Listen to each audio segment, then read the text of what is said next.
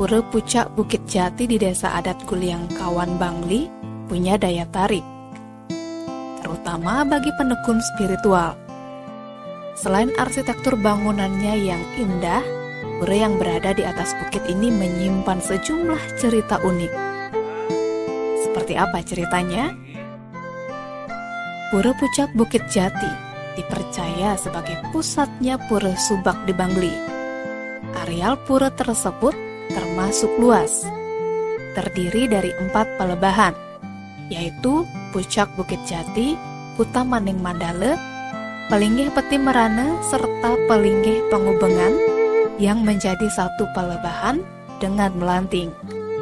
Pemangku setempat Jero Gede Mangkusudana tidak tahu persis kapan pura tersebut dibangun. Diakuinya, hingga saat ini belum ditemukan bukti tertulis soal keberadaan pura. Ia sebatas memastikan bahwa sudah ada sejak zaman kerajaan dan sempat menjadi daya tarik wisata. Banyak wisatawan berkunjung ke sana. Berdasarkan cerita para tetua, disebutkan bahwa pura tersebut berkaitan dengan Pura Gahan Bangli dan Pura Goa Giri Putri di Nusa Penida. Hanya saja, hingga saat ini pihaknya belum menemukan catatan soal hubungan pura yang dimaksud.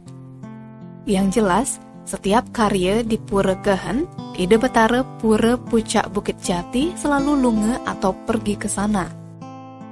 Sedangkan setiap piodalan di Pura Pucak Bukit Jati harus menastirte di Pura Goa Giri Putri untuk di Pucak Bukit Jati. Piodalan dilaksanakan setiap 6 bulan, bertepatan dengan Hari Raya Kuningan. Sedangkan Usabe digelar setahun sekali pada Purnama Sasih Jeste.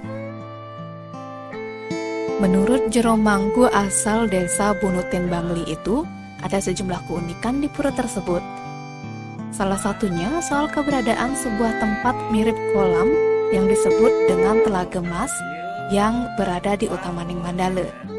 Telaga Mas berukuran sekitar 60 cm kali 1,5 meter tersebut berisi air, ditumbuhi satu rumpun tanaman padi. Konon, padi itu sudah ada sejak zaman dahulu dan tidak pernah mati. Terus berbuah meskipun musim kemarau maupun air telaga surut. Pertumbuhan padi ini menjadi tanda kesuburan bagi petani di Bangli. Jika padi tersebut tumbuhnya kurang bagus, berarti banyak petani di Bangli gagal panen. Sebaliknya, ketika tumbuhnya subur, maka secara umum petani bisa tersenyum dengan hasil panennya. Selain itu, ada bunga tunjung atau lotus yang tumbuh di telaga tersebut. Bunga tunjung terkadang berwarna merah, putih, dan biru. Jika merah, maka merah saja. Kalau putih, maka putih saja. Begitu juga dengan biru. Tidak pernah bunganya tercampur. Jika bunga tunjung warnanya merah, menunjukkan banyak petani gagal panen karena berbagai penyebab. Ketika warnanya putih, artinya panen berhasil. Sedangkan ketika berwarna biru, menandakan panen biasa-biasa saja. Tim Liputan Bali Express melaporkan.